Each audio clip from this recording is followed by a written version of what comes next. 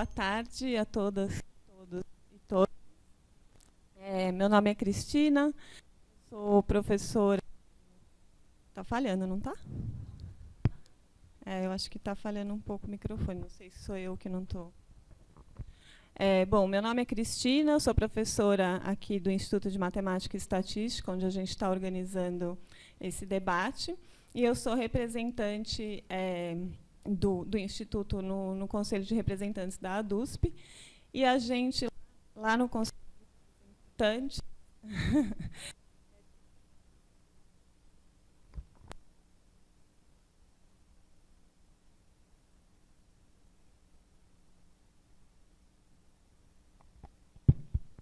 vamos ver.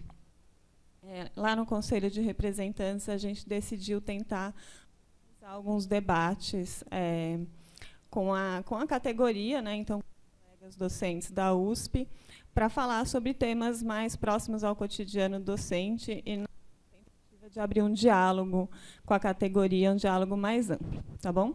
Então, agora eu vou passar a palavra para a mesa. Não, é que eu não sei se grava quando eu falo só, se fica o suficiente.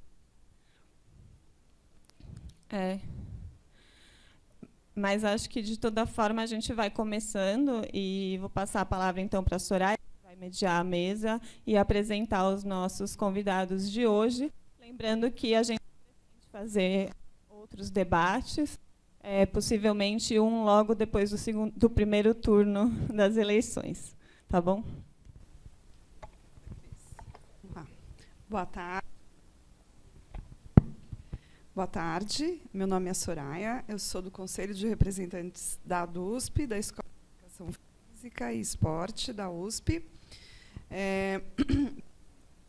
Esse Conselho de Representantes, então, temos hoje esse debate cujo título, bem provocativo, Salários e Benefícios. Quanto vale um professor ou professora da USP, da Universidade? O Conselho de Representantes entende, então, ser muito importante a gente debater a valorização da carreira docente, os benefícios que estão sendo discutidos, os formatos dessa valorização, as formas, né, as diferentes formas. E aí, para a gente aprofundar nessas questões, né, foram convidados, então, a professora doutora Elaine Assolini e o professor... Cadê? Márcio Moreto, isso, da EASH, a professora Elaine da Faculdade de Filosofia, Ciência e Letras de Ribeirão Preto, e o professor Márcio da EASH. Então, eu gostaria de passar a palavra para a professora Elaine, agradecendo a oportunidade de atender aqui o nosso debate. Muito obrigada, professora. A palavra é sua. Então, boa tarde, muito obrigada. Eu gostaria de, inicialmente, agradecer ao professor Luíde pelo convite, pela iniciativa, né, de lembrar do meu nome. Agradeço a Cristina também, agradeço a oportunidade de essa temática tão importante para todos nós. Estaremos juntos, eu e o professor Márcio Moreto, né, conversando, então, dialogando sobre o tema salários e benefícios, quanto vale um professor da USP. Tema bem instigante, como bem lembrou a professora Soraya. Cumprimento também os colegas. Agradeço a presença e aqueles que estão nos assistindo via YouTube. Eu inicio a apresentação falando um pouco de mim, contando um pouco da minha história profissional. A minha formação é em Pedagogia, Letras e Linguística, fiz alguns cursos de especialização, fiz mestrado em Psicologia na Faculdade de Filosofia, Ciências e Letras, doutorado em Ciências na Faculdade de Filosofia, Ciências e Letras, fiz pós-doutorado na área de linguística na Unicamp. Há alguns anos venho passando por um processo de formação em psicanálise. Sou responsável pelo GEPAM, que é um grupo de estudos e pesquisas sobre alfabetização, leitura e letramento. Sou chefe do DEDIC e sou representante dos professores associados no CO, vice-representante dos professores associados. Aproveito esta oportunidade também para agradecer a todos os professores que votaram em nós, que... Estou falando muito alto?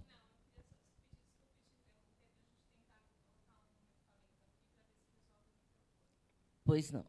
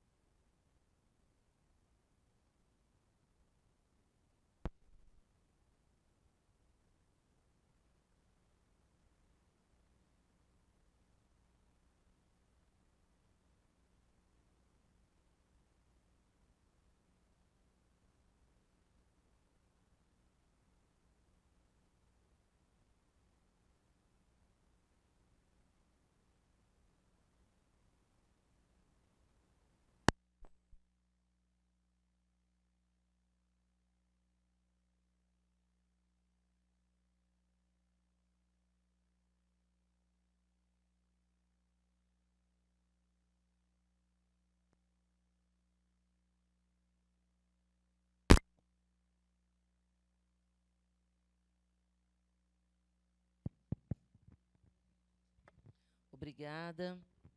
Melhorou?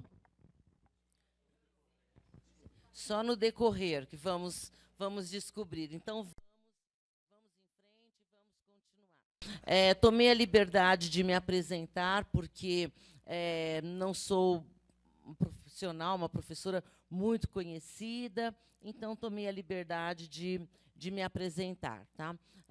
Eu trabalho na interface Educação e Linguística, atuo, então, entre essas duas áreas, esses dois campos teóricos do conhecimento.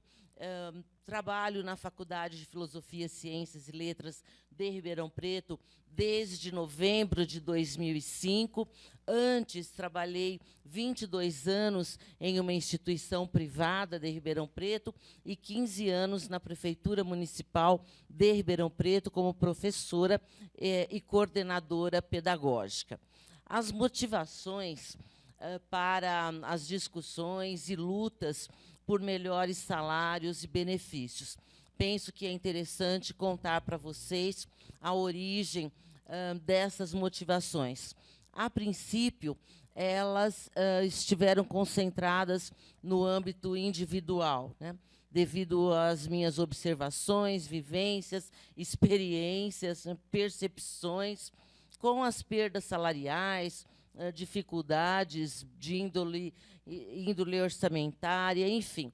Então, durante muito tempo, eu vivenciei uma experiência de, digamos assim, de solidão, acreditando, imaginando equivocadamente que os problemas eram meus, exclusivamente meus.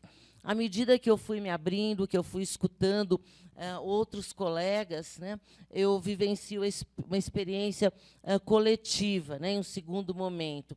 E aí eu tomo consciência de que questões que, a princípio, eu imaginava que fossem minhas, né, eram estendidas, abarcavam, abraçavam outros colegas meus da USP também.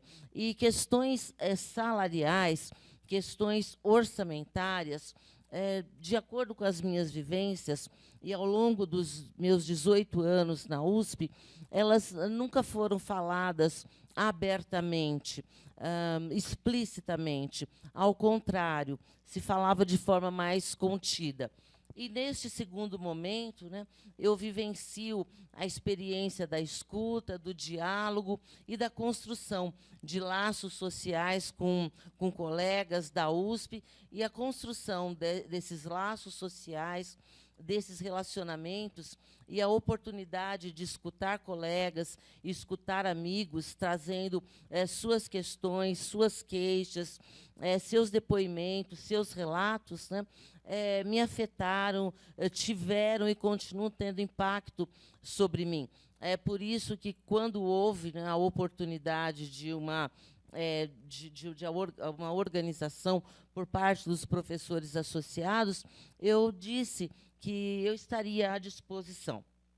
Bom, dito isso, tá, eu trago este fragmento de um gráfico, de um estudo mais amplo que foi realizado, foi formulado pela colega Cibele Russo, por ocasião ainda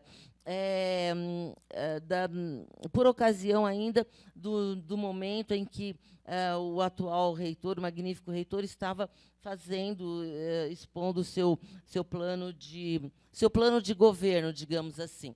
Então, ele não é absolutamente atual, mas ele traz alguns dados ainda importantes, ainda alguns dados significativos. Então, de acordo com o que foi formulado, pensado e estudado pela colega, né, os docentes acumulam perdas salariais de mais de 133 milhões 481 mil, né, doutor 1, e 159 milhões 137 mil professores associados no período de maio de 2012 a janeiro de 2021. É o que indica, então, os gráficos que foram realizados, que foram feitos, que foram construídos. Esses valores estão sendo atualizados, esses valores são de um passado recente, digamos assim. Tá?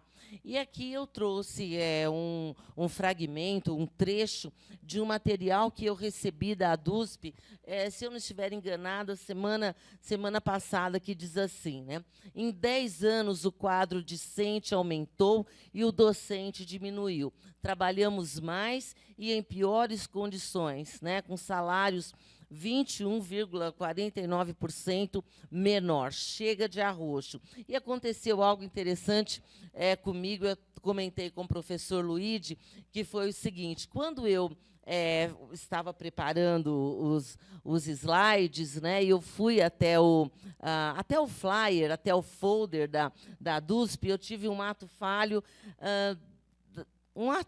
terrível. Eu escrevi: em 10 anos, o quadro docente aumentou, né, e o discente diminuiu. Tanto é que, nesse documento impresso aqui, ainda consta o ato falho que eu tive. Depois eu corrigi, né? Chega de arroxo, eu achei esse fragmento, esse trecho bastante claro, então eu o trouxe também.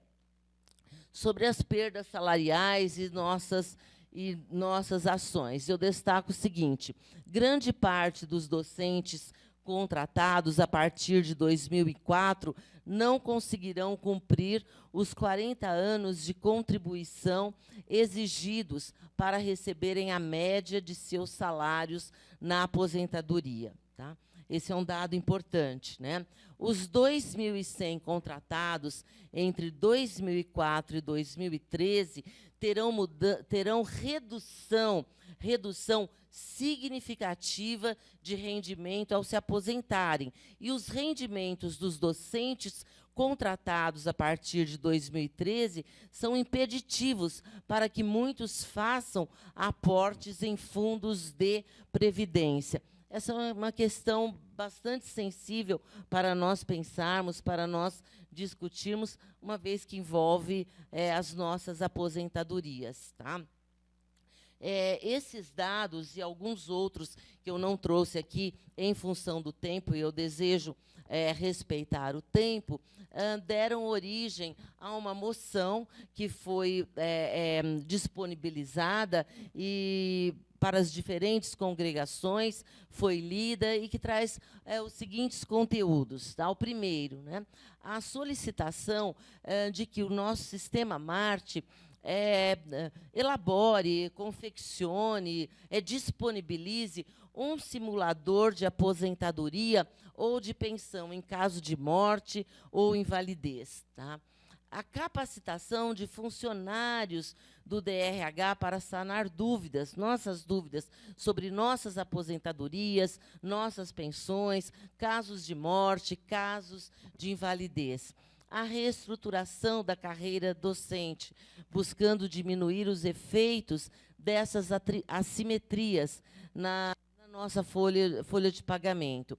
Que seja avaliada a possibilidade de criação de mecanismos financeiros compensatórios. Algumas sugestões aqui, algumas possibilidades: abonos, auxílios, bolsas, bônus, dentre outras possibilidades que poderão ser pensadas, que poderão ser construídas, que poderão vir a ser formuladas, de forma que se amenize a situação de desigualdade. A realização e ampla divulgação de estudos de médio e longo prazos, né, detalhando o impacto sobre o orçamento SPIANO da eventual implementação de medidas, como as que ora estão sendo solicitadas, como as que ora estão sendo assinaladas, né, bem como de ampliação de quadro de docentes e de funcionários. Precisamos desses estudos, precisamos dessas investigações. Então, em relação às moções, né, foram aprovadas 38 moções em 38 diferentes congregações. Em 23 congregações o texto foi aprovado na sua íntegra, o texto original foi aprovado por unanimidade, e aí temos como resultado, né, 100 milhões de reais que foram anunciados, que foram divulgados pelo magnífico reitor para resolver o problema trazido pelas moções. Essa divulgação foi realizada na reunião do CO do dia 21 de junho do corrente ano. No dia 23 de agosto, eu estive na reunião do CO e apresentei tudo isso que eu estou apresentando aqui para vocês, né? Então, falamos sobre os conteúdos contidos nas moções, trouxemos a questão da solicitação de um plano de saúde. Há muitas queixas, há muitas reclamações de colegas. Eu mesma recebo via WhatsApp, via direct, via e-mail, muitos e muitos depoimentos, muitos e muitos relatos, né? E na própria reunião do CO, o reitor, o professor Carlotti, comentou que realmente havia essa verba, este orçamento, porém, alguns entraves precisariam ser sanados, precisariam ser ultrapassados. Se faz necessário lidar com esses entraves. A partir dessa questão, então, foi formulada uma carta que foi encaminhada para a reitoria e para a Procuradoria-Geral, solicitando uma reunião. Essa carta foi encaminhada semana passada para que, quem sabe, né, possamos, de alguma forma, pensar juntos sobre esses entraves, sobre esses problemas, sobre essas questões a serem ultrapassadas, sobre esses desafios a serem transcendidos. E uma questão que eu não falei, eu já estou terminando, é a seguinte, que eu acho urgente que pensemos sobre um seguinte aspecto. Cada vez mais, né, colegas, né, vêm ocupando ou vem atuando em diferentes espaços. O que eu quero dizer com isso? Eu tenho observado diferentes colegas atuando, criando, né? Por exemplo, cursos de especialização, não tenho nada contra, quero deixar aqui claro, cursos de MBA, atuando, oferecendo consultorias, assessorias, sendo convidados para, enfim, para ministrar, para ajudar em programas, em projetos outros que não os da USP propriamente ditos, um grande número de docentes nossos, né, colegas nossos, atuando na Univesp. Eu aqui não estou criticando, não estou fazendo julgamento de valor algum. Eu mesma já atuei na Univesp, eu mesma até já desejei construir um curso de especialização, oferecendo para os professores da minha cidade. Mas precisamos pensar nessa questão, né? Porque por que será que muitos e muitos docentes, muitos e muitos de nós aceitam e buscam outras atividades para complementar, compor uma renda salarial ou acrescentar uma bolsa, algo que seja ao seu salário. Eu agradeço mais uma vez a oportunidade de estar aqui. Destaco que estou à disposição e ressalto a importância desse espaço de diálogo e de abertura para que possamos ouvir nossos colegas. Muito obrigada. Obrigada, professora, pela exposição.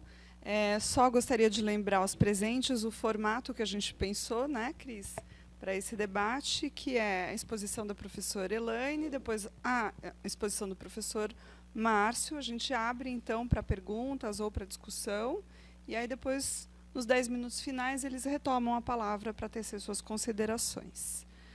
Então, gostaria de convidar o professor Márcio Moreto, lembrando que o professor Márcio também foi representante dos professores doutores no Conselho, integrante do GT Verbas da DUSP também, tá certo?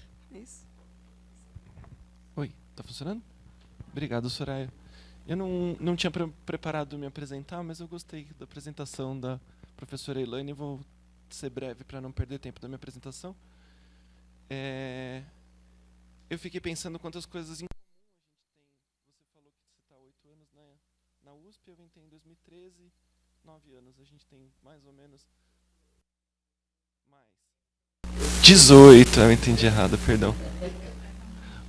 Você estava dizendo que você está como vice-representante dos associados. Eu estava na gestão anterior, vice-gestão, não sei se fala gestão nesse caso, né?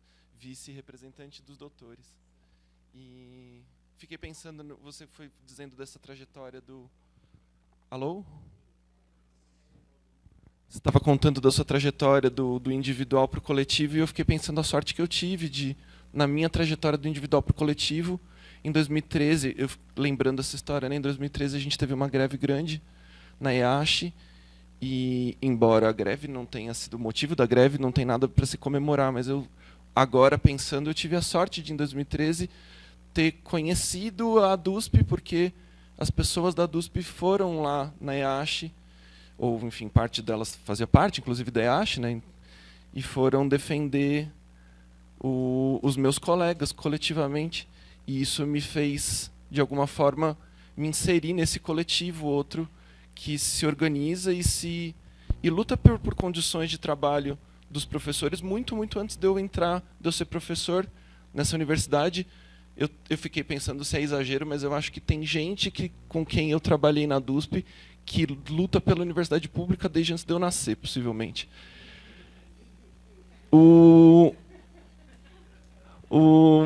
Isso um pouco para dizer que o que eu vou apresentar aqui é fruto de um trabalho coletivo. Tudo que eu vou apresentar aqui é fruto de trabalho coletivo desse GT Verbas dentro da DUSP.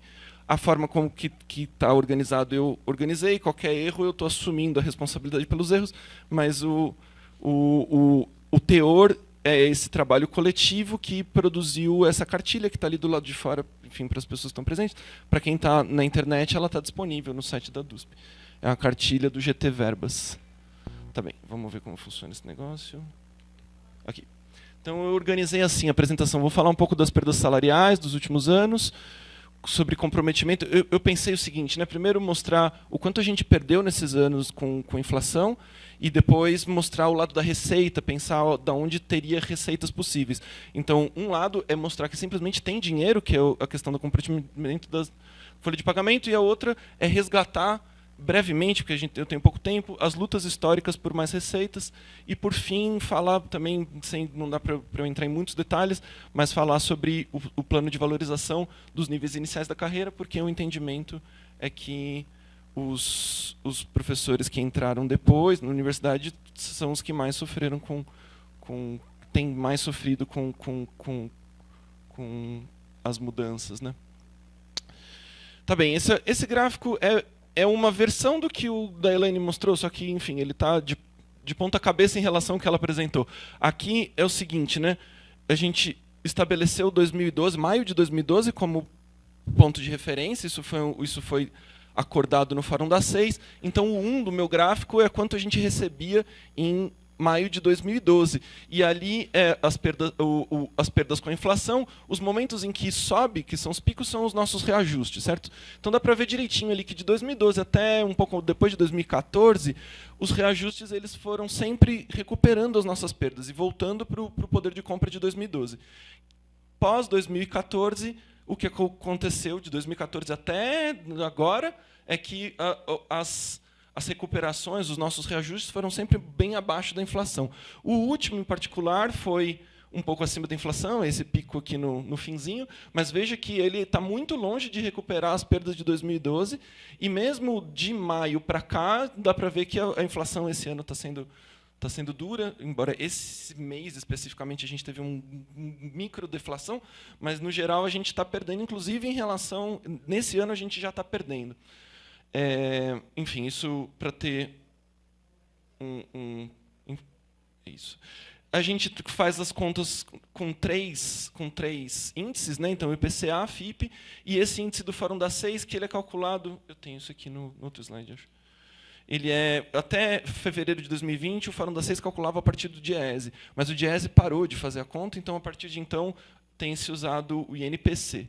Então, aqui, para resumir, em relação ao salário de maio de 2012, hoje, para o IPCA, o nosso salário é 82,88% do que a gente recebia em maio de 2012. O pessoal do YouTube não ouviu a sua fala até agora.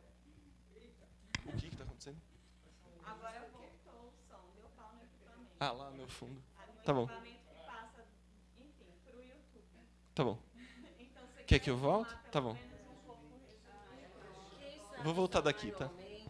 Isso. Vou voltar dos gráficos, tá? Então, eu estava explicando esse gráfico que a gente pegou como referência o salário de maio de 2012. Isso foi uma decisão no Fórum das 6, de tomar isso como referência. Eu estava comentando que... Então, o 1 no gráfico é o quanto a gente recebia em maio de 2012. Eu estava comentando que até 2014, mais ou menos, os reajustes eles estavam recuperando o poder de compra de maio de 2012 e que, desde então, a gente tem recebido reajustes bem abaixo da inflação. O último foi um pouco acima da inflação, mas ele estava longe de recuperar as perdas acumuladas desse tempo, né? Eu estava comentando que a gente faz as contas aqui pensando 3 índices, o IPCA, o FIPE e o índice do Fórum das 6, que até fevereiro de 2020 seguiu o Diese. A partir de fevereiro de 2020, porque o Diese parou de divulgar os dados, a gente começou a usar o INPC. Então, ali na minha tabela, o resumo é que o salário que a gente recebe hoje, considerando o IPCA, é 82,88% do salário que a gente recebia em maio de 2012. Se você pegar a tabela da FIPE, é um pouco melhor, e usando o do Fórum das 6, é 82,31%. Isso significa que para a gente voltar ao poder de compra de maio de 2012, a gente teria que ter um reajuste agora, sem contar o reajuste que a gente teve no começo do ano, a gente teria que ter mais um reajuste, vou olhar só ali o índice do Fórum das 6, teria que ter mais um reajuste de 21,49%. Isso tudo, isso não está considerando o fato de que a gente perdeu dinheiro nesse período. Isso para recuperar o poder de compra.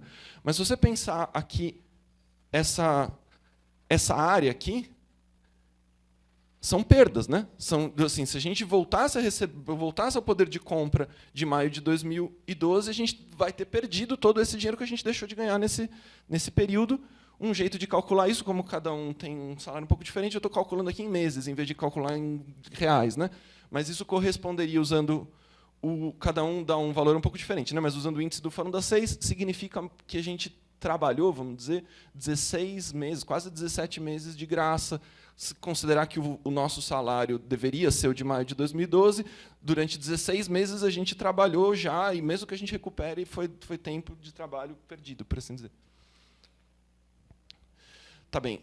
O outro gráfico que eu queria mostrar é de comprometimento com a folha de pagamento. Nesse período em que a gente estava recebendo pós-2014, aí, que a gente estava recebendo abaixo da inflação, muitas das vezes a justificativa foi que o comprometimento com a folha de pagamento estava alto. Quer dizer que o tanto que a universidade recebia, uma porcentagem muito grande do que recebia, em alguns momentos até acima de 100%, né, era gasto com folha de pagamento. Definitivamente não é o que está acontecendo agora. Logo antes, dá para ver que ali, a partir de 2017, as contas foram se ajustando, por assim dizer, em grande medida às custas da desvalorização do nosso salário.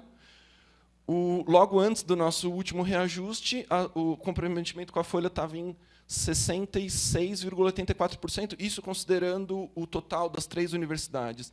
Então, aqui são 4 gráficos, é porque eu estou olhando as 3 universidades e o agregado das 3 que está em cinza. Então, o resumo aqui, olhando só para a USP, se vocês quiserem o destaque, hoje o comprometimento da folha de pagamento da USP está em 68,71%, o que é bem baixo. Quer dizer, tem muito espaço. Nesse momento, tem bastante espaço tem bastante dinheiro em caixa, inclusive. Olhando para as 3 universidades, o agregado também está em 69,2%, também está bastante baixo. A Unicamp está um pouco acima, 73%. A conta que eu fiz é, se a gente recebesse o reajuste de 21,49%, que é o que nos recuperaria o poder de compra de maio de 2012, a USP ainda assim tarificaria com comprometimento de folha de 83,47%, o que é bem razoável, na verdade. Quer dizer, não precisa nem ter receita nova nenhuma, simplesmente tem dinheiro para dar esse reajuste. A situação da Unicamp é um pouquinho mais complicada, talvez, mas, enfim, não é exatamente que não dê para fazer um reajuste razoável nesse momento. É isso, assim, de certa forma, o dinheiro está em caixa, inclusive, né? Mas aqui eu estou resgatando. Não, saiu, perdi a última versão, ainda fui conferir. Mas tudo bem, eu falo. Não está no slide, mas eu lembro que eu conversei com a Lu e eu falo aqui. A gente tem lutas históricas por mais receitas. Então, hoje, vocês sabem como funciona, né? Tem o ICMS. Do ICMS é tirado uma parte, vai para os municípios, e tem a cota parte do Estado. 9,57% da cota parte do Estado do ICMS é o que é passado para as universidades. Existe uma luta histórica para que esse valor aumente. E tem, inclusive, compromissos firmados. Aí eu anotei aqui os compromissos. Então, quando teve a assimilação da Universidade de Lorena e quando teve a fundação da Universidade de Limeira, da Unicamp de Limeira, teve um compromisso, uma promessa de campanha de que teria um aumento no repasse desses valores, um aumento nesses percentuais, que nunca aconteceu. Então, tem uma luta histórica para aumentar o repasse. Para além disso, a conta que é feita quando vai calcular o quanto vai ser repassado para a universidade é descontado, antes de calcular o 9,57%, é descontado indevidamente certas alíneas do orçamento, que, por algum motivo, não é descontado quando vai calcular o quanto é repassado para os municípios. E deveria ser igualzinho para as universidades, mas por algum motivo não é. E esse é um valor alto, que se isso fosse entrado na conta, entraria nos caixas da universidade. Então, há muitos anos, o sindicato luta para que seja considerado. Esses descontos indevidos, a gente fez a conta no GT. Em média, ele representa quase 3% ali teria um aumento de 3% no quanto é repassado. A outra luta histórica é sobre a insuficiência financeira. Então, a história aqui é que, depois que descontado o quanto os docentes tiram da aposentadoria, descontado o quanto que a universidade separa para os seus aposentados, mesmo assim, isso não é o suficiente para fechar a conta do pagamento das aposentadorias. Esse excedente deveria não sair do dinheiro da educação, né? Não sair do dinheiro que é passado para as universidades, mas de outras fontes, e isso é descontado da própria conta da universidade, o que também acaba sendo um dinheiro indevidamente tirado das universidades.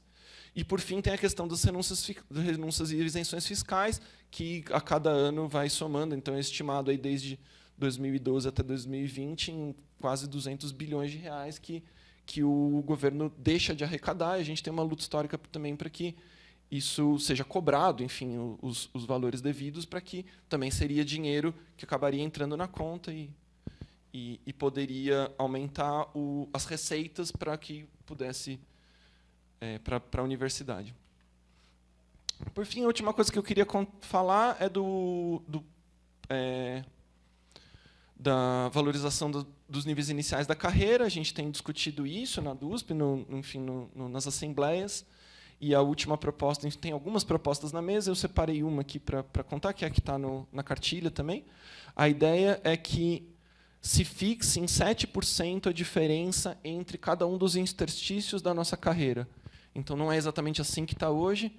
Então, a gente fixaria a referência no professor titular, né, quanto recebe o MS6, e aí é sempre 7% menos. Então, hoje, o salário base do MS6 é 19.885, ele não mudaria, mas, por exemplo, se eu pegar aqui o do professor doutor, MS31, hoje o salário base é 13.357. Se a gente ajustar para ficar esse interstício de 7 entre cada um dos degraus, ele passaria para 14.156,95, um ajuste de 5,98%, 99% para mais, né? Então, essa é uma das propostas que a gente está fazendo, que está na mesa para ser discutido nas assembleias, para tentar valorizar os níveis iniciais da carreira. A preocupação é que, com as mudanças da Previdência, etc., os docentes contratados mais recentemente ficaram em condições de trabalho piores e que, de alguma forma, valorizar os níveis iniciais seria uma tentativa de valorizar esses docentes mais recentes, contratados mais recentemente. Acho que é isso. Tudo bem?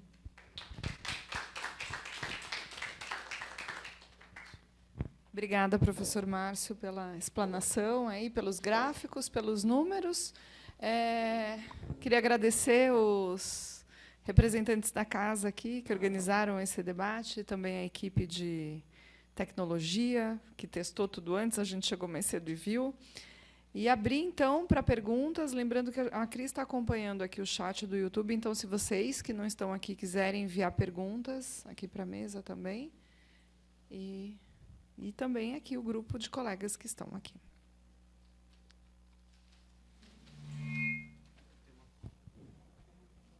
Essa cola é boa, a cola da DUSP.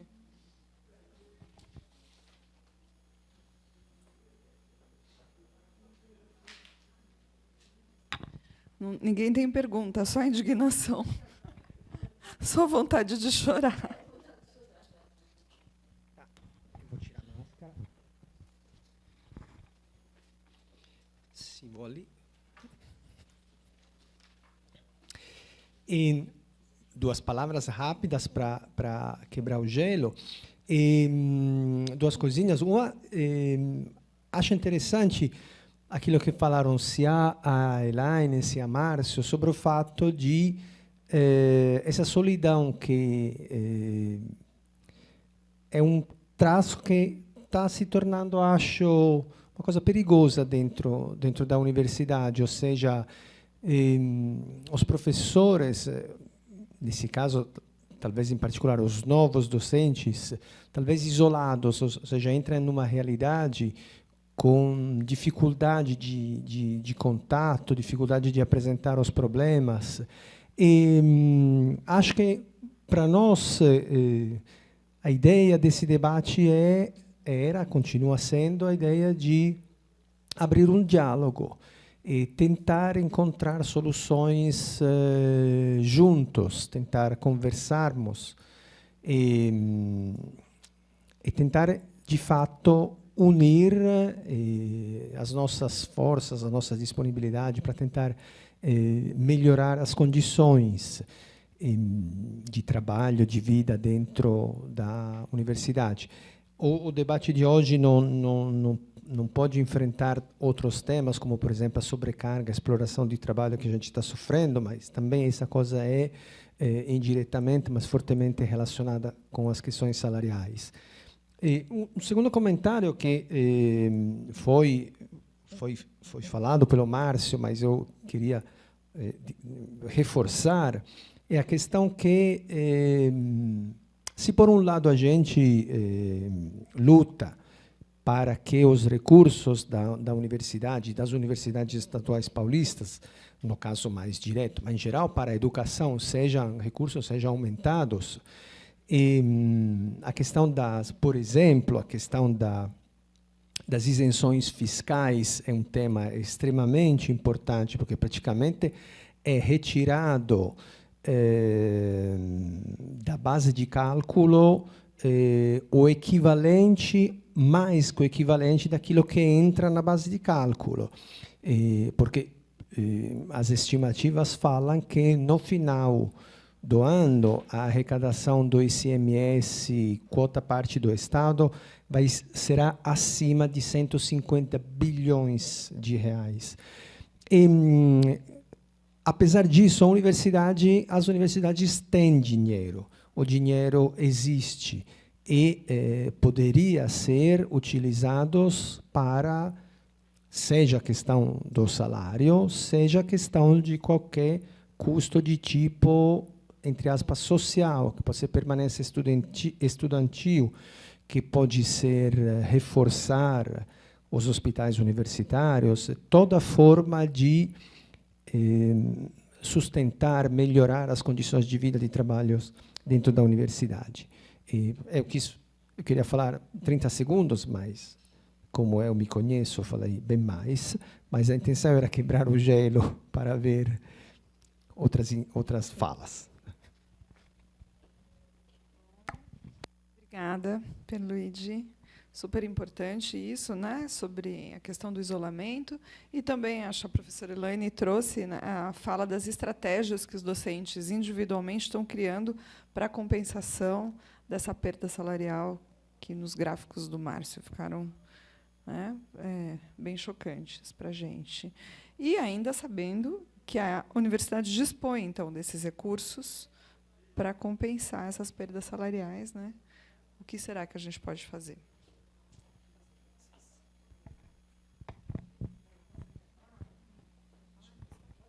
Vou passar para... Você se apresenta? Oi. Diamantino, da IASH. Eu queria fazer uma pergunta para a professora Filomena.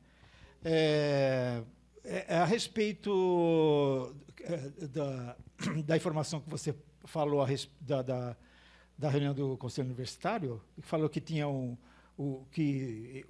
reitor falou que tinha uma verba de 100 milhões de alguma coisa. Isso é uma verba com qual finalidade? Essa é uma pergunta, portanto, que viabilização que é essa?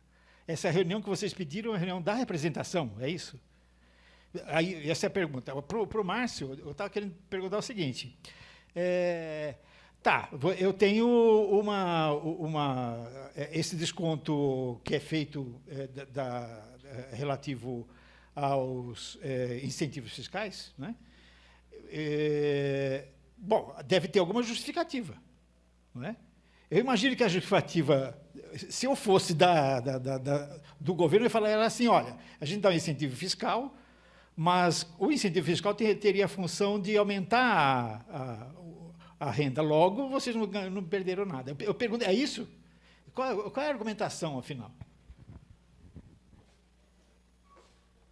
Obrigada, professor. Obrigada, professor. Sim, após as moções, né, 37 moções terem sido aprovadas em diferentes congregações, em 37 diferentes congregações, esse número não está atualizado. A resposta que nós obtivemos da reitoria foi que, e que foi falado explicitamente na reunião do CO, é que seriam destinados 100 milhões, tá, para a recuperação dessas desvantagens que estão ocorrendo em relação aos descontos previdenciários, né? Porque professores contratados no período de 2004 a 2013 pagam o mesmo valor para a Previdência, se comparado ao valor de docentes contratados anteriormente. Por exemplo, no meu caso, posso falar abertamente, eu pago quase R$3.000 mensais para a Previdência, né? E se tudo correr bem, se tudo correr, né, adequadamente, digamos assim, conseguirei aposentar com 80% desses valores que eu venho pagando. E, dentre as possibilidades, né, de uma recuperação deste valor para os docentes, o próprio reitor citou a possibilidade, a hipótese de bolsas, né? Porque sobre as bolsas, por exemplo, não incidem imposto de renda, por exemplo, tá? É uma possibilidade, é uma hipótese que está sendo estudada dentre outras, tanto é que nós colocamos aqui. Outras possibilidades são bem-vindas. O que aconteceu? Na reunião do CO, ele falou, ele assinalou que a distribuição, né, ou a concretização dessas bolsas ainda encontra alguns entraves de natureza jurídica, tem algum tipo de entrave que, particularmente, eu não sei dizer. Houve... Oi?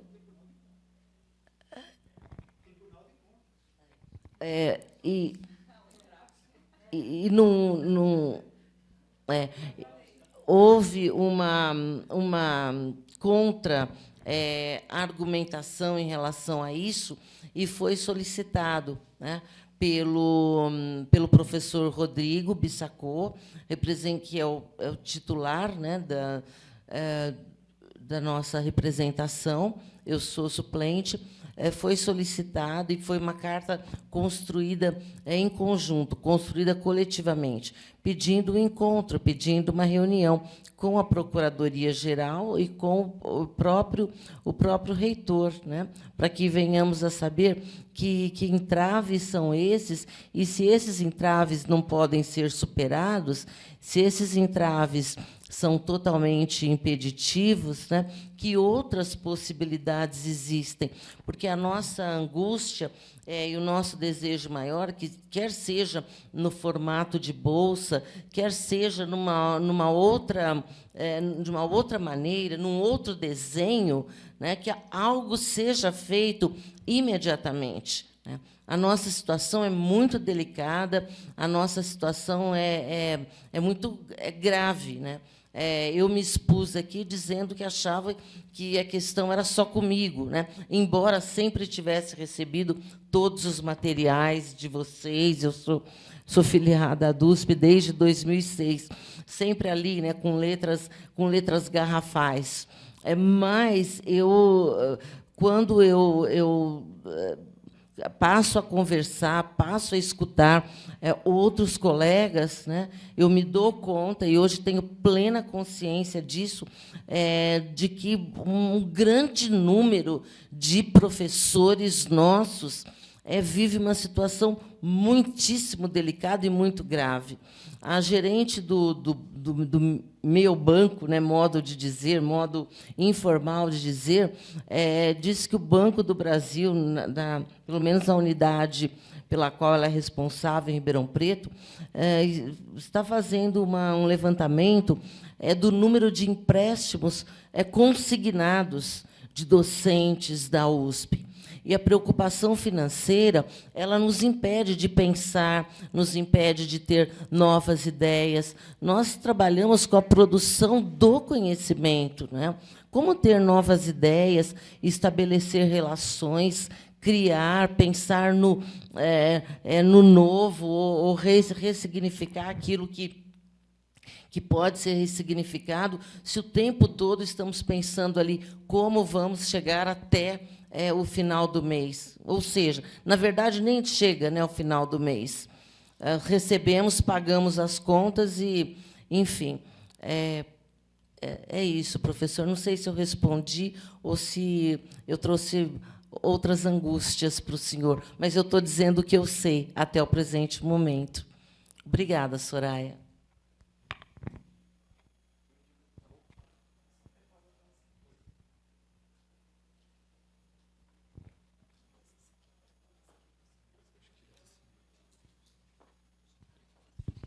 Oi.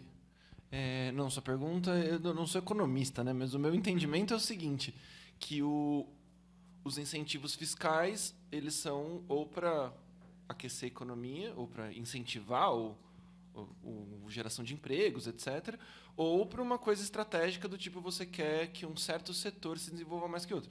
Eu consigo entender que tem situações em que isso faz sentido, você ter incentivos fiscais, por exemplo, nesse momento, para desenvolver economia verde, por exemplo. Tem situações em que eu consigo imaginar que isso faz sentido. Agora, o que não pode se perder de vista é que toda vez que você faz um incentivo fiscal, você está tirando dinheiro que, eventualmente, vem para a educação, por exemplo. E essa é a nossa luta histórica, é que a gente não aceite todo e qualquer incentivo fiscal, que muitas vezes acaba tendo um prejuízo para a educação. Isso é uma coisa. Outra coisa é a questão do pagamento de dívidas mesmo, né? Enfim, todo ano tem devedores, e tem enormes devedores. Esse dinheiro das dívidas dos impostos são dinheiros que não entram, e aí acabam não entrando na conta e acaba sendo tirado, saindo dos cofres da educação. E enfim, faz parte do nosso trabalho cobrar que isso seja cobrado para que a gente possa ter um aumento de aporte. Tem 3 inscritos já. 3 inscritos, você espera, Viana? Só uma coisa, gente. O microfone está falhando muito, então quanto mais alto e próximo eu puder falar, porque às vezes a gente não tem certeza de onde a falha está vindo. Então... Tá. Tchau. Eu vou passar, então, a palavra para outro inscrito, mas gostei muito da explanação de vocês dois, né? Eu só queria colocar um ponto, somando, talvez, com a fala do professor Pierluigi, que é a questão do esgotamento dos corpos, né? Dos corpos docentes. Não sei se a bolsa é a melhor solução para a distribuição, né, de projetos de pesquisa, enfim, aumentando a competitividade entre os colegas e sendo um recurso que não se incorpora ao nosso salário, né, como tem sido debatido bastante já nos nossos fóruns. Passar a palavra para a professora Michele. Obrigada, Soraya. Boa tarde a todas, todos e todes. Eu queria saudar aqui a iniciativa do Conselho de Representantes. Eu estava lá quando A Cris e o Perluide fizeram a proposta e a gente montou a comissão e começou a pensar, né, esse debate. Obviamente, a proposta se deu num contexto de vários debates que estavam acontecendo, né, de grupos organizados, né, levantando questões, né, e fazendo, nos provocando também enquanto entidade. Então, eu queria saudar a iniciativa, e aí eu vou colocar alguns pontos aqui, inclusive alguns deles talvez divergentes, né, com relação ao que aparece na moção. Primeiramente, eu queria só pegar um gancho aqui na fala do Márcio sobre os incentivos fiscais. A gente, obviamente, denuncia, né, inclusive o montante tem aumentado ano a ano, mas é importante destacar que, para alguns produtos, para algumas, por exemplo, produtos da cesta básica, obviamente, a gente defende que tenha esse incentivo. E, só para dar um exemplo um pouco como funciona, né, o último movimento mais recente de redução do ICMS, né, ele trouxe muito mais benefícios para donos de jatinho, por exemplo, do que para consumidores de energia. Obrigada, estava no lugar errado. Tá. Consumidores de energia elétrica até 200 kW, né? Ou seja, então foi uma iniciativa que saiu aí dentro de um contexto de aparente benefício para a população, mas o benefício foi para os mais ricos. Eu vou colocar alguns elementos, né? Eu acho que não é coincidência o que o Márcio nos mostrou, que, a partir de 2014, começou-se uma política de arroxo salarial mais intensa, né? E vamos nos lembrar de quem era a gestão. Era de Marco Antônio Zago e Varran Agopian, né? Então, isso foi política deliberada, e isso vem sendo conduzido nas últimas gestões, né? E aí tem um conjunto de coisas que acontecem também no contexto mais geral, político, que eu acho que a gente tem que destacar. E eu vou destacar o Marco Legal de Ciência, Tecnologia e Inovação, que é uma lei de janeiro de 2016 que possibilitou a entrada da iniciativa privada nos espaços das universidades. E aí isso conversa um pouco com o que você falou, Elaine, de professores poderem, entre outras coisas, ministrarem cursos, terem projetos financiados por empresas e por aí vai. E, no nosso entendimento, isso é uma forma de privatização da universidade, e tem uma privatização que é ainda mais perversa, né? É uma apropriação do conhecimento produzido pela universidade. E isso está colocado em vários convênios que a gente tem visto, que estão disseminados na Universidade de São Paulo, né? Outra coisa sobre a insuficiência financeira, a USP é um universo paralelo, né, para uso das leis. Então, a insuficiência financeira ela usa conforme sua conveniência, e ela, muitas vezes, faz escolha de não usar.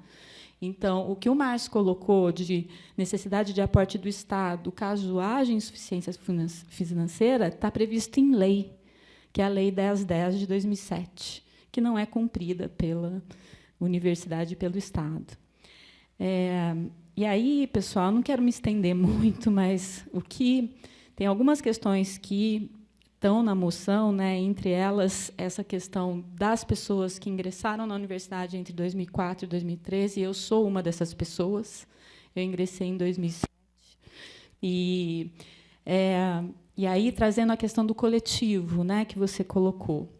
Essa proposta, algumas das coisas que têm sido discutidas, elas são imediatistas e individualistas. Porque, na verdade, a nossa arrecadação ela contribui para o sistema público de previdência. E a migração para fundos privados é mais uma forma de privatização.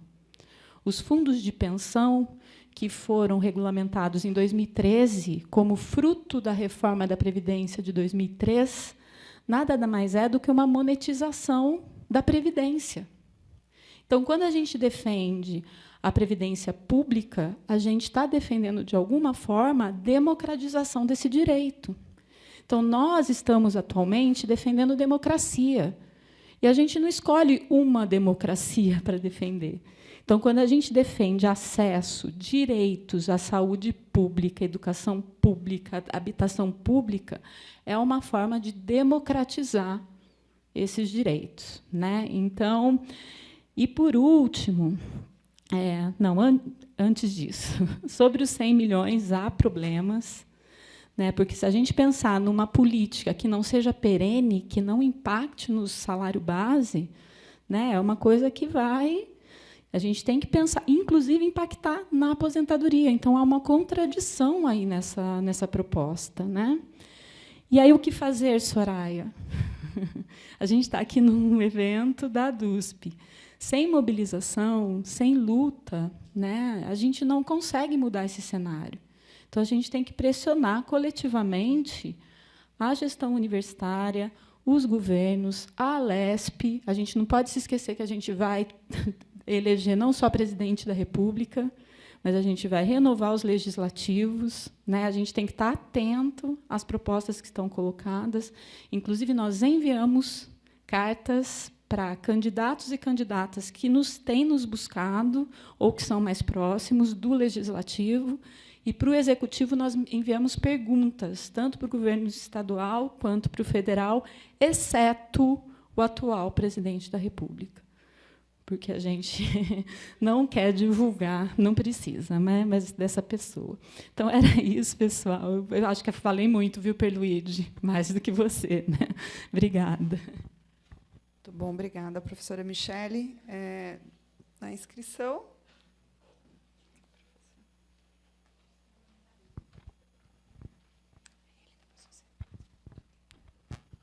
Ok, boa tarde. Eu acho que uma coisa que era importante, eu tenho uma pergunta aí para a mesa, mas o que eu acho que é importante lembrar, que a reitoria poderia honrar a palavra de todos os reitores anteriores, o que já vem acontecendo há muitos anos, de ter database. E, esse ano, houve o reajuste de 20%, e, depois, eles não honraram a database.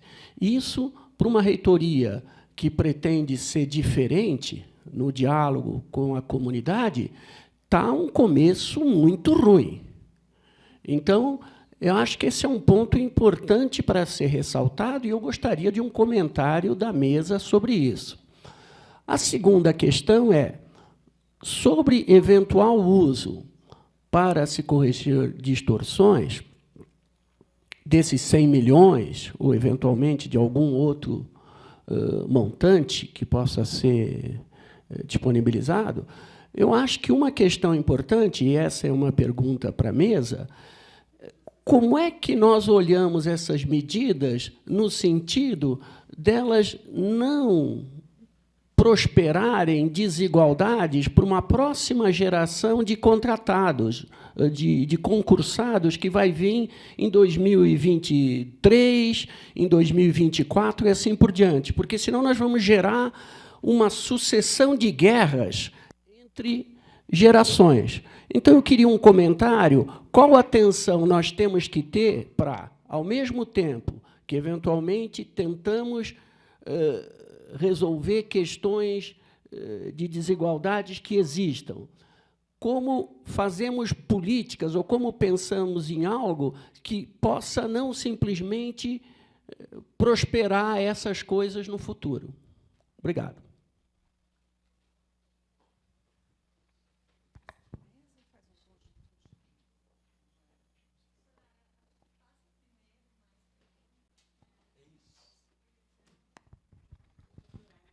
Bem, boa tarde a todos, todas e todes.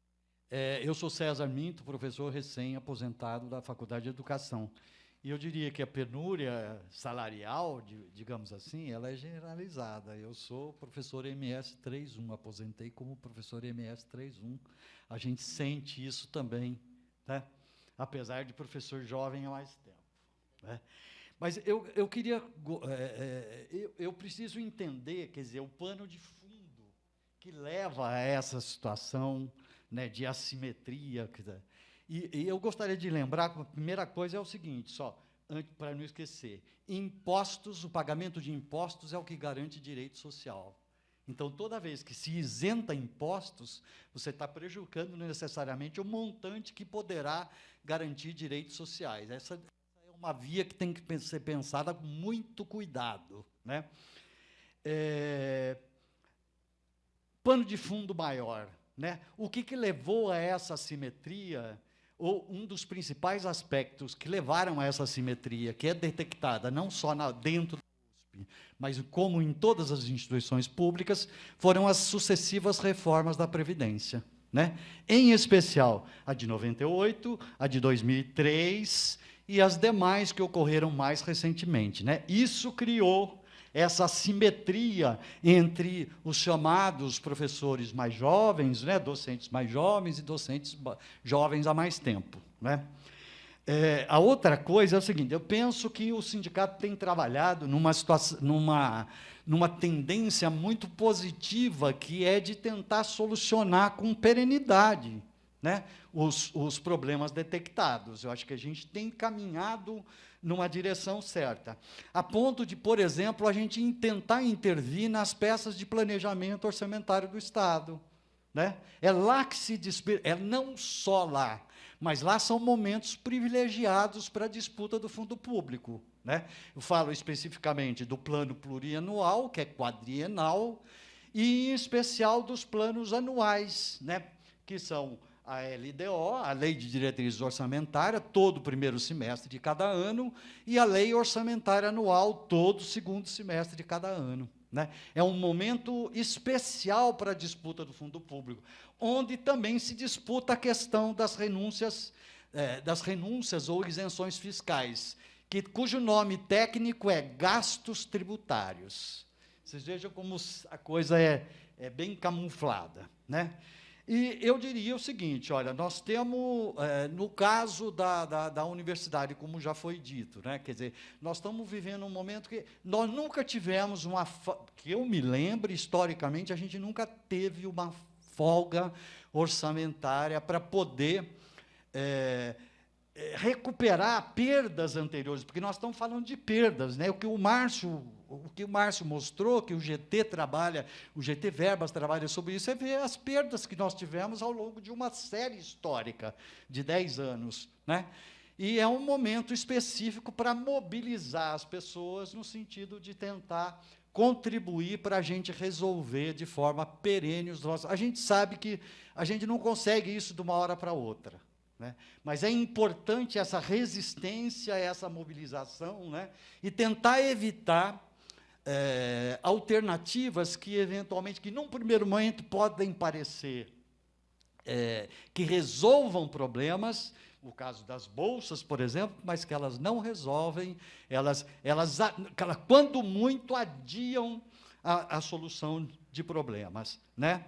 Há recursos, o que a gente tem, infelizmente, tem visto que a falta de uma mobilização mais intensa, às vezes, impede que a gente tenha conquistas né, no decurso do tempo. Obrigado. A categoria tinha que se unir, né? Isso aí.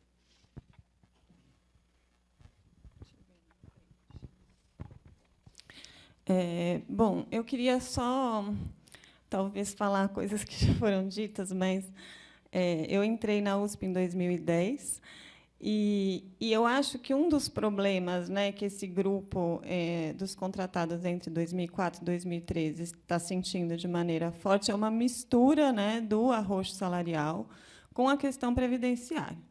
Só que, assim, eu não acho que a gente resolve um problema previdenciário com salário, né? Que são problemas diferentes. Inclusive porque eu só vou adquirir o direito previdenciário, de fato, daqui a muito tempo, né? Então, acho que muitas reformas ainda podem vir para o bem e para o mal. Então, não é um problema agora. Outra coisa é o nosso cotidiano, viver com o salário que a gente recebe hoje, e o que a gente pode fazer com ele. Então, a primeira coisa é essa separação. Eu não tenho uma proposta... confesso que acho que nenhuma das propostas que estão na mesa me contemplam. Em alguma medida, eu sinto que todas falham em algum lugar, e, obviamente, eu também não consigo formular uma que me contemple, né? E sobre a questão do salário, né, então, no imediato, a coisa das bolsas me preocupa, porque assim, eu mesma perdi minha bolsa de produtividade em pesquisa agora, na última rodada. Tenho tomado várias cacetadas na cabeça da FAPESP. Então, assim, que tipo de bolsa é essa? Para quem é essa bolsa? Né? Assim, até que ponto, problemas de quem ela vai resolver exatamente, tá certo?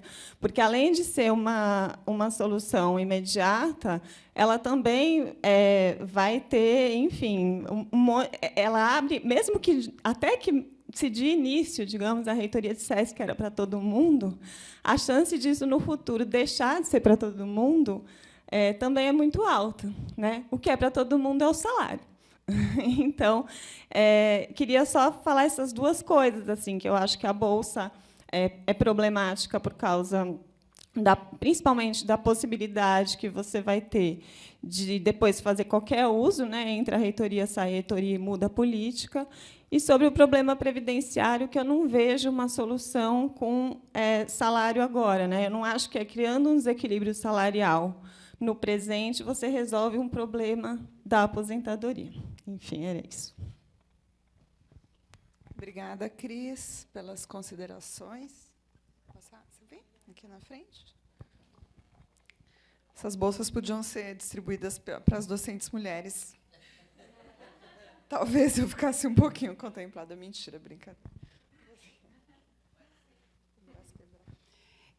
Boa tarde, meu nome é Lucília, eu sou professora aposentada sênior aqui do IMUSP. Prazer em conhecê-la, o Márcio eu já conheço.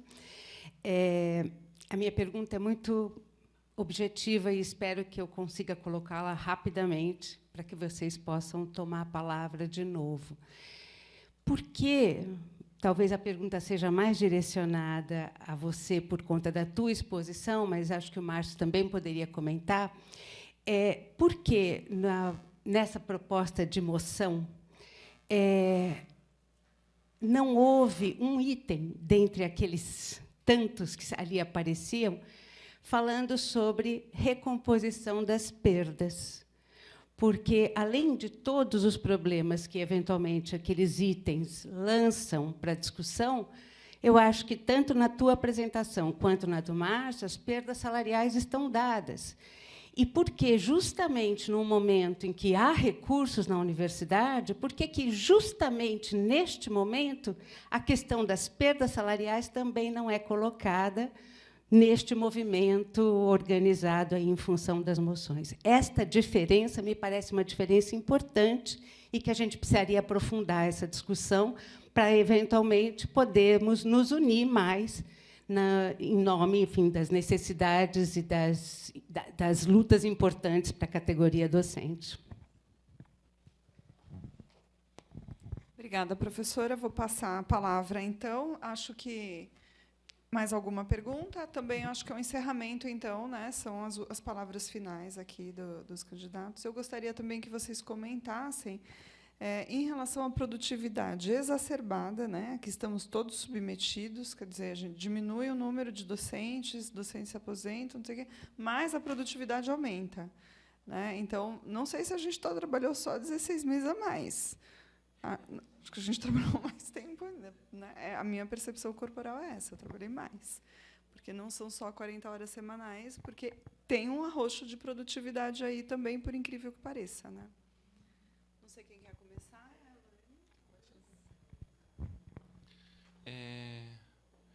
Não, que de fala para fechar, o que eu queria dizer é que...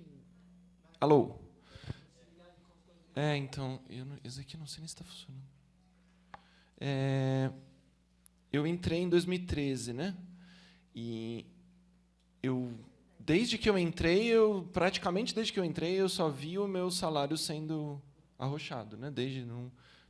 Não presenciei um momento de... E eu lembro de repetidas... Mentira, em 2014, eu teve alguns momentos, 1 ou 2 momentos em que eu participei de greve e que a gente teve conquistas importantes.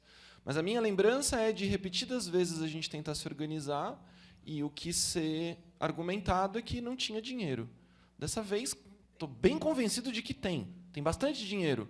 E não é como se que a situação esteja confortável. A gente está, de fato, embora tenha tido um reajuste de 20%, ainda está muito aquém, como a Helene estava dizendo, assim, um monte de professores com dificuldade de fechar as contas, vários professores olhando para frente e vendo que, no futuro, as contas não vão fechar, porque os modelos de aposentadoria são complicados. E, nesse momento, existe um espaço para negociar e para conseguir os reajustes salariais, pelo menos. Por outro lado, diferente de outros momentos em que eu vivi, em que as contas estavam muito mais apertadas, a sensação que a gente tem é que a categoria está muito menos mobilizada, está muito mais fragmentada. Eu concordo com o diagnóstico de que a fragmentação tem a ver com distorções geracionais. Eu concordo que essas distorções geracionais foram provocadas, como o César, né, que estava falando, pelas sucessivas reformas da Previdência. Eu acompanhei de longe a discussão dos professores que foram antes de 2013, porque eu estou na outra regra, eu não estou convencido. Veja como é perverso isso. Eu não estou convencido que a situação de vocês é pior do que a minha, de verdade. Pós 2013, e eu sei que isso entrou na mesa, inclusive, em algum momento, porque o desconto é maior. Em algum momento eu me convenci que é o seguinte: se eu morrer com menos de 80 e tantos anos, eu estou bem. Mas, se não, eu vou estar muito pior do que a outra. Enfim. E é essa perversidade que se cria conforme a gente vai mudando, conforme a gente vai... a palavra é tornando mais precárias as condições de trabalho dos professores conforme eles estão entrando, né? E isso vai dividindo a categoria e vai tornando mais difícil a gente se organizar.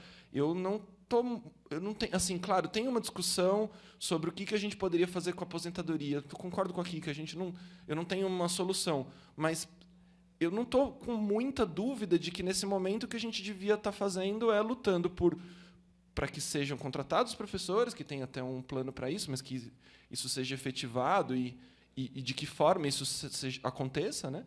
E que a gente recupere perdas dos últimos anos, que tanto para que a gente consiga ter um pouco de respiro, quanto que o reajuste isso vai somar para a gente na hora que a gente for se aposentar.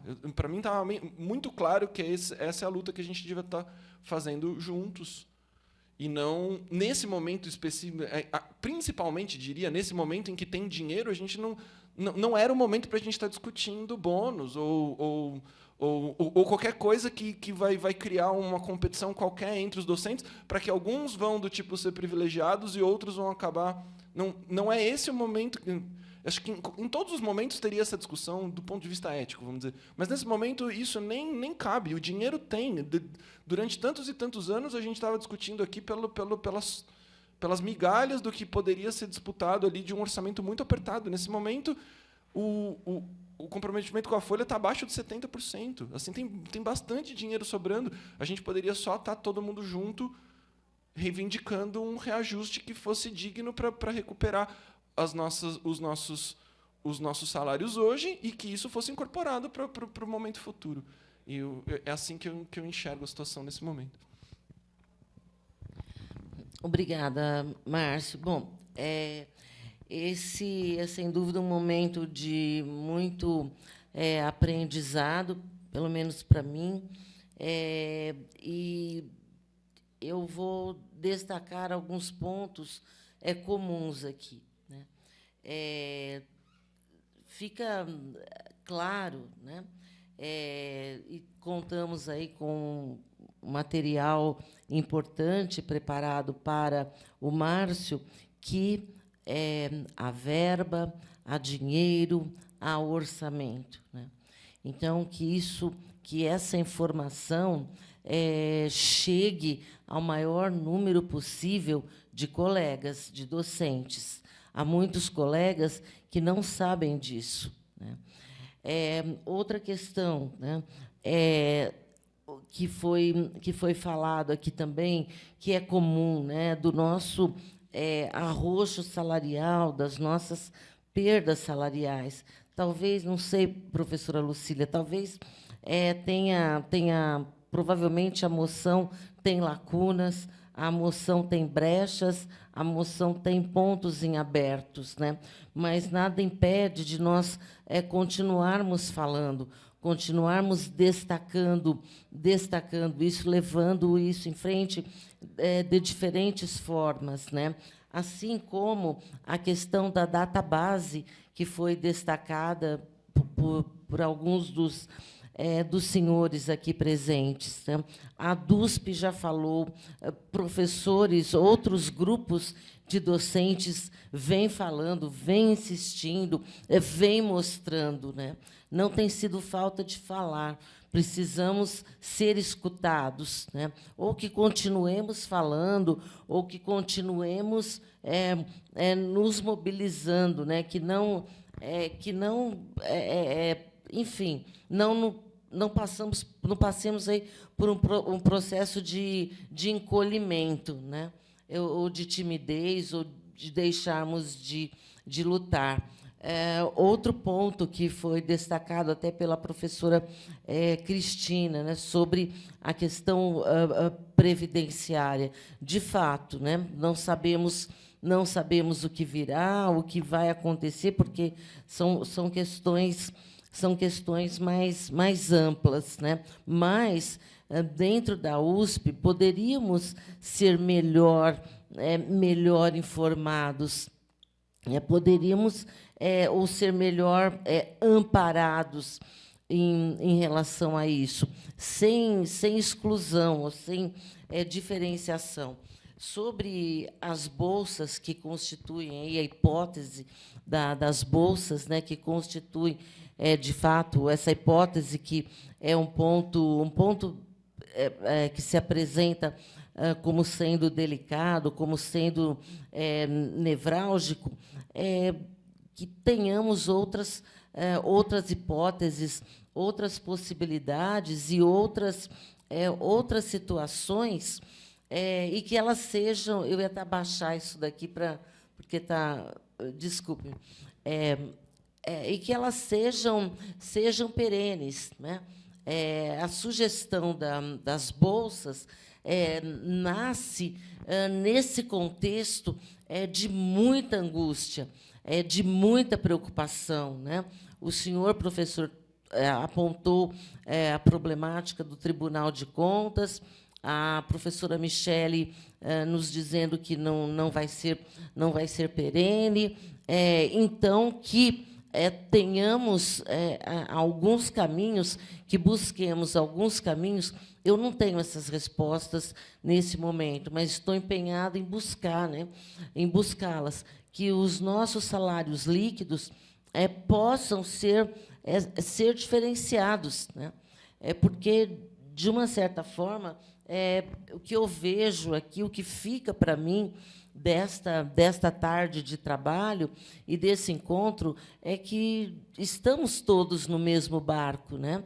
O Márcio, que é mais jovem, que trouxe dados aí, explícitos, nascidos a partir de estudos, os dados lá da minha colega, os depoimentos, enfim. O que eu vislumbro é que muitas lutas nos esperam, e muito trabalho também, e que cada um de nós consiga chamar outros colegas, né, para estarem conosco, né, e que nós possamos nos sentir assim à vontade para propormos sugestões, né? Propormos ideias. Existe a DUSP, existem os fóruns, existem essas situações, mas também nas nossas escolas, nas nossas faculdades, nos nossos institutos, né? Que tenhamos abertura, né? E que sejamos ouvidos. Não sei se eu consegui transmitir algo para vocês, né? Da minha parte, eu gostaria de deixar firmado aqui o meu desejo, o meu trabalho, a minha força de trabalho. Falando em trabalho e retomando o que a colega Soraya disse, de muito importante, né? Acho que não há um profissional da USP com quem conversemos que a pessoa não diz: eu estou sobrecarregado, eu não tenho tempo, eu estou lotado, eu estou, né? Estamos trabalhando ainda mais, né? E retomando um pouco o que a Cristina disse, né? E vamos lutando pela Bolsa Produtividade para ter um projeto aprovado, e etc. E etc. O que eu posso dizer a partir de mim é da minha disponibilidade de trabalhar para que permaneçamos na universidade e para que eu possa levar o que foi dito aqui, o que eu aprendi aqui nesta tarde. Muito obrigada, Márcio, muito obrigada, Soraya, e agradeço a vocês. Obrigada, professora Elaine. Obrigada, professor Márcio, por emprestar o tempo de vocês. Temos perguntas? Oi, gente. Eu estava acompanhando o chat e, na verdade, a pergunta chegou depois que a gente já tinha passado para eles, mas tem um atraso, então eu não sei direito. Só que a pergunta é endereçada à DUSP. Então, o Rodrigo perguntou por que a DUSP não nos ajuda a pedir a reestruturação da carreira que os funcionários já tiveram. É bastante impressionante não obtermos apoio para uma moção que pede reestruturação da carreira. Por acaso são contra? Então, eu acho que eu passo a palavra para a Michele, para, enfim, dizer o posicionamento da diretoria. Obrigada. Então, a primeira coisa eu gostaria de dizer que a DUSP sempre acompanhou as discussões sobre reformulação de carreira. Eu vou colocar 2 momentos mais intensos. Quando foram criados os subníveis, né, para cada uma das categorias, e quando da aprovação do Estatuto Docente, que, inclusive, a gente participou de um grande debate que foi feito no CDI. Eu era a base da DUSP ainda, estava lá aprendendo e consumindo muitas das coisas que estavam lá sendo colocadas.